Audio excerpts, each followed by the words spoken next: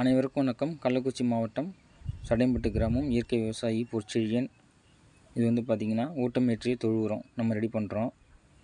நல்லா மக்குன ஆட்டு எருவு. இந்த எருவில் பார்த்திங்கன்னா வேஸ்டி கம்போசர் நம்ம நல்லா தெளித்து கலக்கி வச்சுருந்தோம். அதில் வந்து பார்த்திங்கன்னா கடல புண்ணாக்கு, வேமு, ஹியூமிக்கு, மண்புழு உரம்,